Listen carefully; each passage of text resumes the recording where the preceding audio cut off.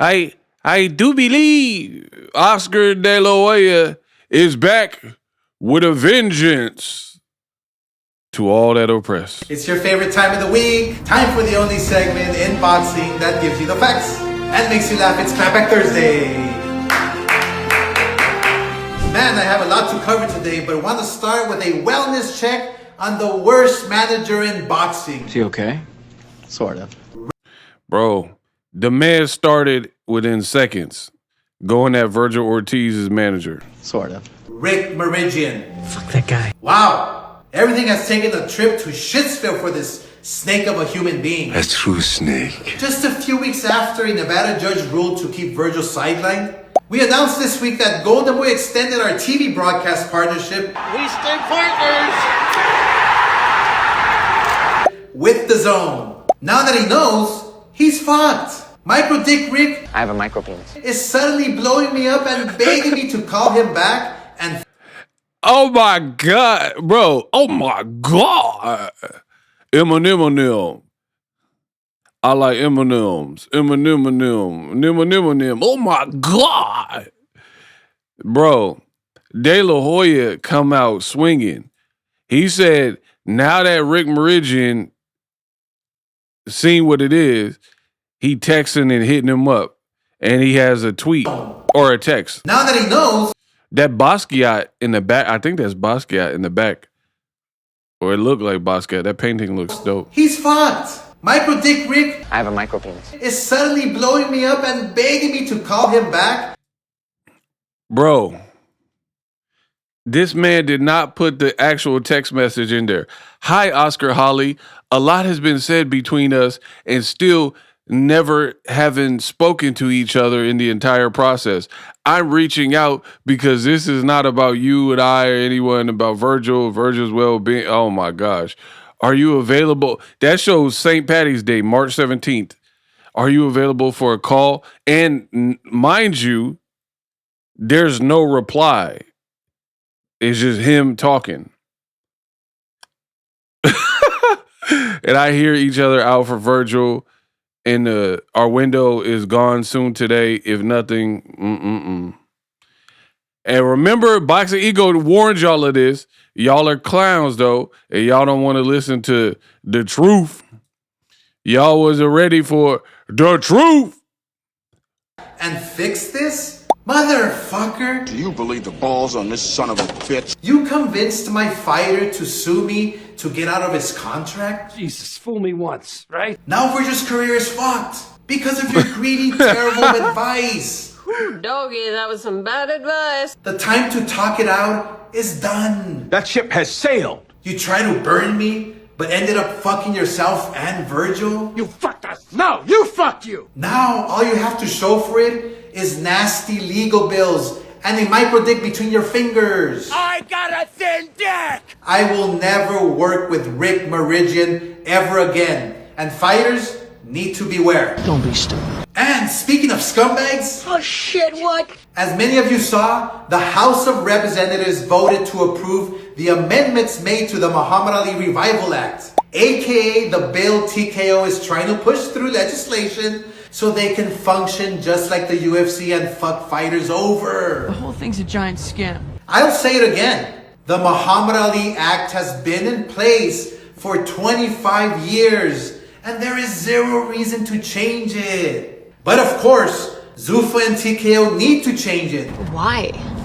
Because it's a total scam. Because that's how they run their shady fucking business. Look, the good news is the bill still needs to pass through the Senate, who I had a very meaningful conversation with last week, and they even invited me to Washington, D.C. later this month to be a part of their hearing. Look, they won't be pulling any sneaky shit like they did in the House with their quick secret vote they did this week, trying to keep it away from the public and anybody who wanted to speak the truth. Only one representative was allowed to speak his mind. HR 4624, which I also opposed in committee along with 3 other members. My next question is, where the fuck is all the boxing media? They just sold out. Already? Our rights are being threatened by corporate fucking pigs. So why isn't anybody reporting on the secret meeting and the agenda?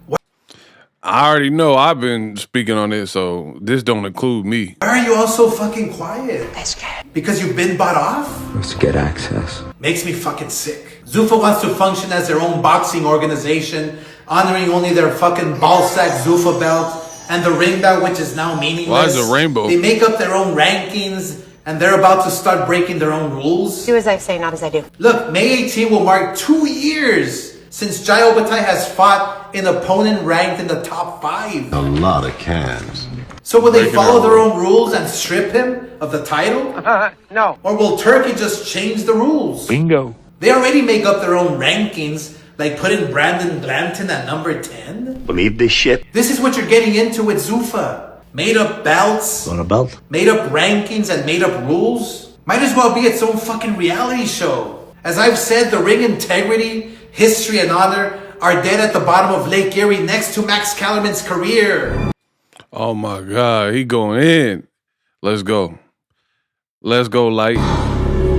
There it is. They are literally coming into boxing to do the same thing they do to the UFC fighters. Most of those guys can barely afford basic expenses. Got his bad change. And now they see Uncle Fester and Zuffa bragging about how Conor Benn is being paid $15 million for a fight? Man, I can't even imagine how upset the UFC fighters are right now. It's not something that I'm happy about. So I don't even know who Conor Benn is. Dana White did it out of spite. A reporter asked Uncle Fester about it, and here's what he had to say. Well, listen, everybody.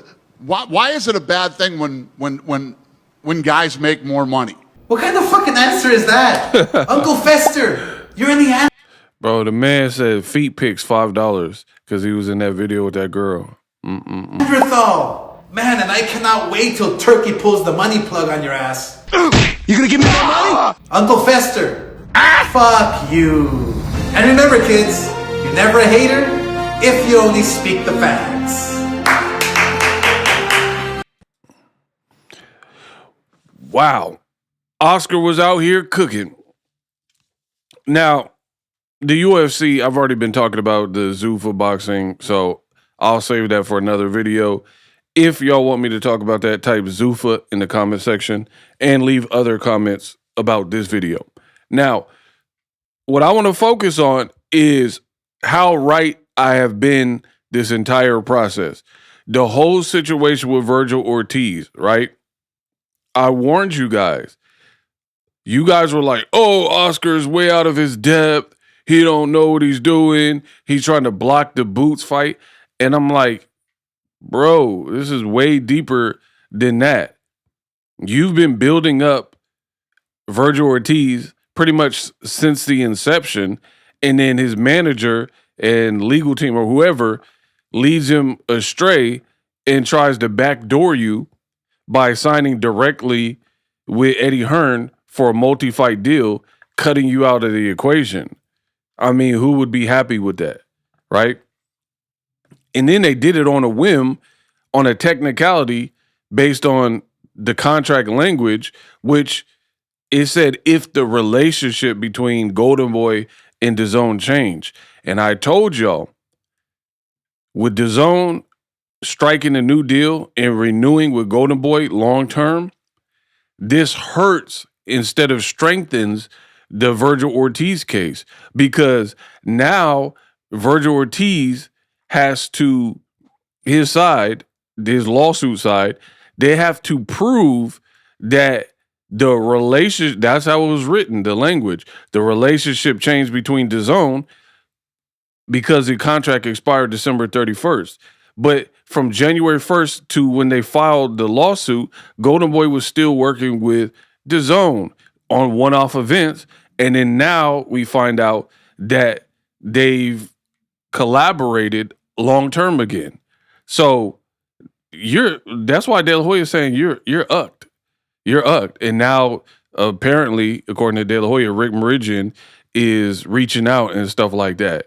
So enjoy your arbitration. Y'all didn't want to listen to me, the best in the business, and it's not even close. Now you get what you get, and enjoy that. Meanwhile, Boots is sidelined, or Boots is about to fight Xander Zayas likely, and Virgil's sidelined.